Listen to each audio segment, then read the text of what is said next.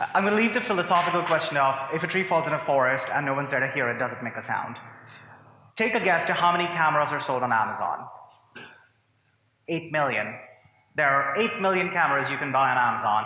So if you're Panasonic or Nikon or whatever, and you are trying to sell cameras on Amazon, getting listed and getting those beautiful product pages going and all of that, that's where you begin. That's day one.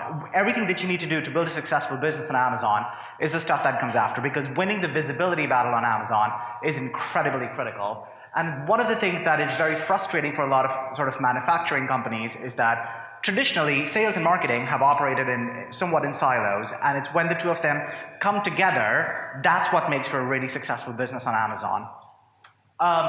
Looking at it purely from a consumer perspective, so this is looking at the UK market, 30 million people visit Amazon every month, and that's about 60% of everyone in the UK goes onto Amazon on a monthly basis. Purely from an audience standpoint, it is one of the largest owners of consumer data and access to consumers. And so the Amazon Media Group is a key part of the focus. It's one of the smaller things that's growing very quickly, but it's something that's getting a lot of focus from both Amazon and obviously from WPP as well. We went through this process last year. We essentially got certified on the Amazon advertising basics. Essentially, we went through all the training you're supposed to go to be able to run Amazon media campaigns. And then we turned around the next day and went through all the training you go through to set up a retail business on Amazon. So we sort of had a lot of fun filling out Vendor Central and so on. Because the fundamental thing that everybody's agreed to at Amazon is that the two need to get together, and that's very much the approach that we're taking at MEC. There's kind of 4 areas, and I'm going to focus predominantly on Amazon Paid today, because hopefully throughout the course of the day you'll get coverage of the others. But I'm going to focus specifically on paid media within Amazon. And we like to use this framework that I'll just take you through. Essentially, in the passive stage, which is when you're sort of figuring out, when you're not actively in shopping mode, you're trying to figure out what brands might be interesting. So you're not actively in shopping mode. There's a few different tools or platforms within Amazon. Amazon Media Group has hundreds of things that they will shill to you. So I just wanted to kind of take a few minutes to map out where you might want to start thinking about this. Passive stage is, I might buy a house in 3 years. I wonder who I'll get a mortgage from.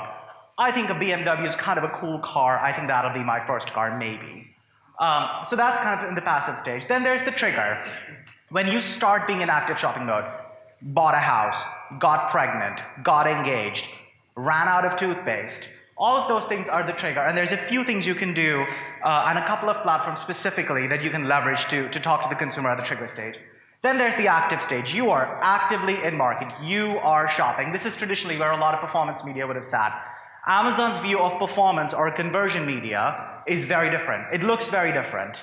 But this is when you are actively saying, need to buy a gift for Christmas, gonna have a baby in 2 months, need diapers for that baby. That's the sort of thinking that goes on there. And then there's the purchase, which is that moment of truth of making of the point where you actually make a purchase and sort of everything that comes after. So I just want to walk through a few examples of campaigns that we've run against each one of those 4 need states. You might have a slightly different organizing principle. Humor me and let's just use this today.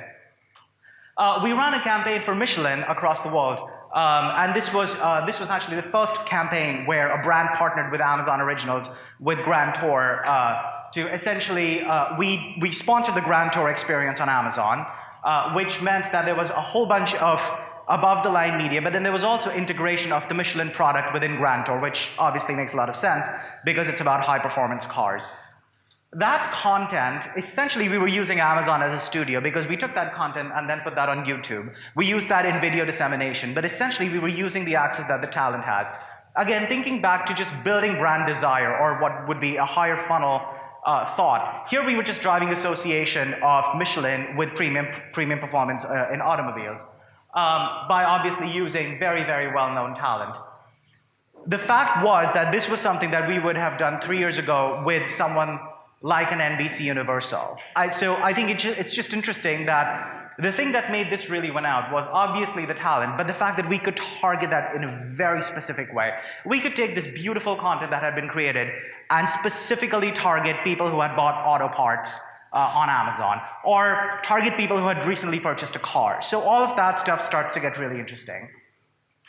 The next example I want to share is one from Germany with Tiffany's. This is a campaign that we ran last year where essentially we created audience segments based on people who had purchased high-end electronics. And we figured people who've bought a Bang & Olufsen speaker are probably the kind of people who will buy a Tiffany product as a Christmas present. And so then we created this unit that was served on Amazon Kindle. So specifically people on Kindle, we served this because obviously luxury brands are very, very sort of picky about where their brands appear. So we served this just on Kindle, but only to people who had purchased high-end electronics. This was actually a unit. I'm going to try to see if the video plays. Oh, never mind. This was a unit that was actually built by the Amazon team. So Amazon have their own creative studio who will build these kinds of things for you. So unless you speak German, that means make the world sparkle. Amazon's idea, and this was the creative studio at Amazon who came to us and said, do you know what? We can make the diamonds in that bracelet shine. So actually, when you look at it on Kindle, you just see the diamonds slowly sparkling one by one, which is the kind of thing you can't really wrap your head around as it living anywhere other than on an Amazon Kindle. It's actually very difficult to produce creative for Amazon Kindle and a lot of other Amazon things, but Amazon has a large number of creative directors and art directors and so on who sit on their staff who can make this beautiful ad for you and then deliver it specifically to people who are in a very, very, very niche segment. Tiffany's does not sell on Amazon. It is not in line with their brand positioning and so on.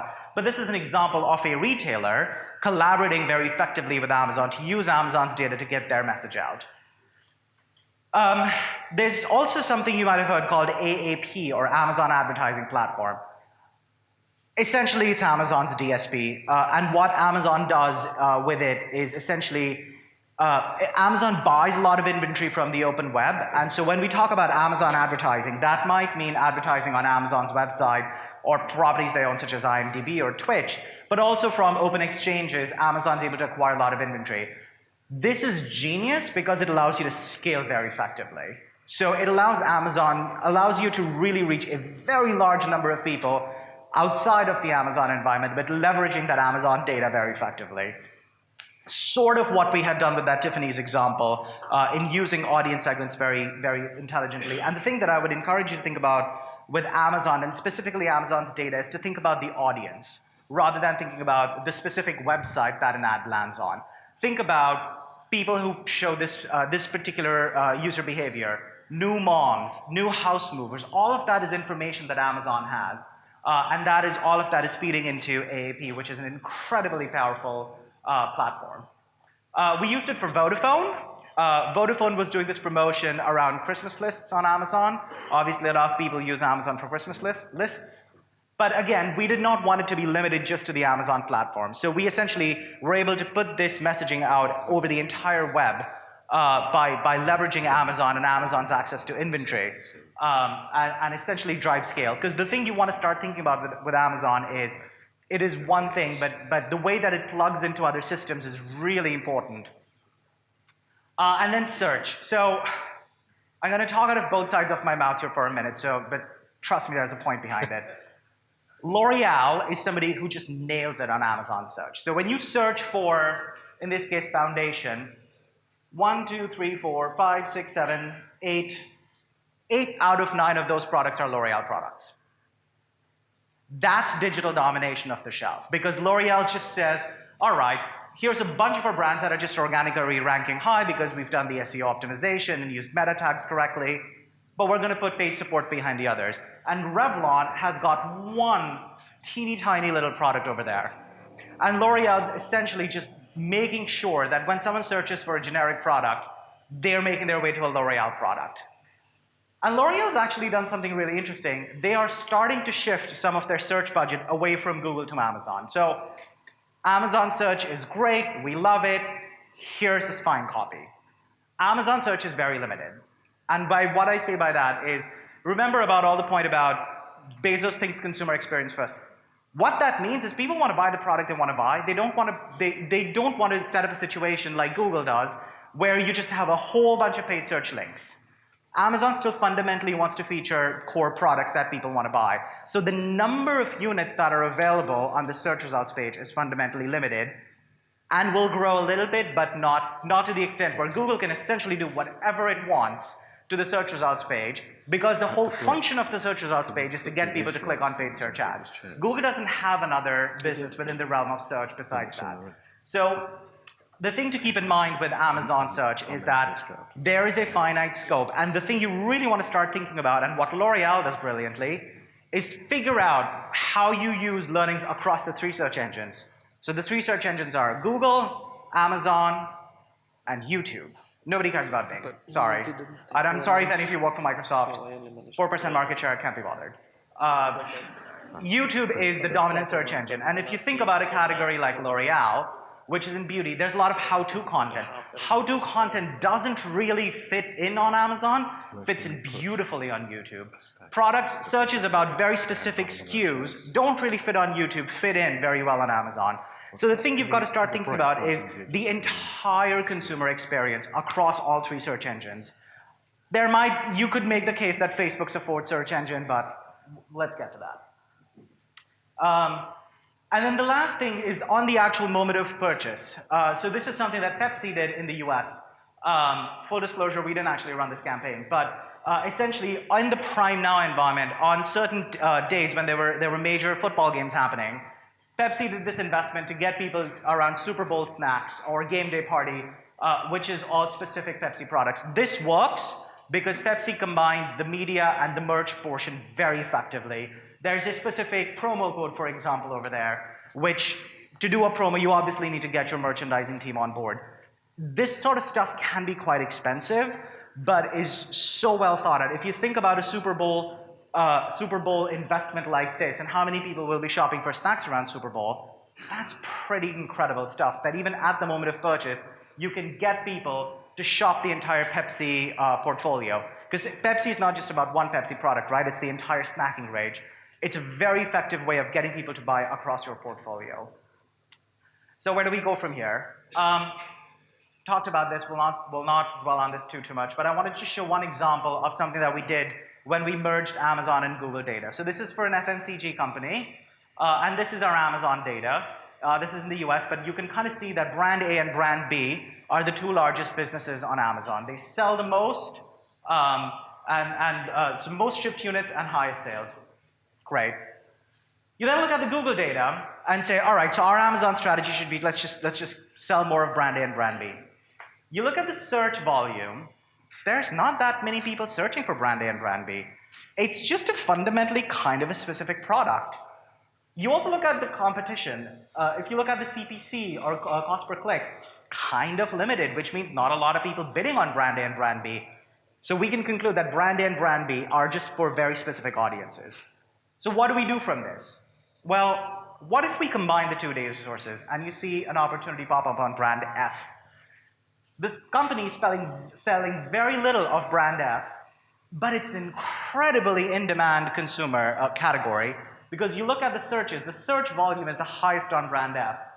And the cost per click is also crazy. So there's a lot of people who are in the brand F category. So we can start to think about a specific strategy around brand F. Using that as insight at a very tactical level, that means you set up an Amazon search campaign live on brand F.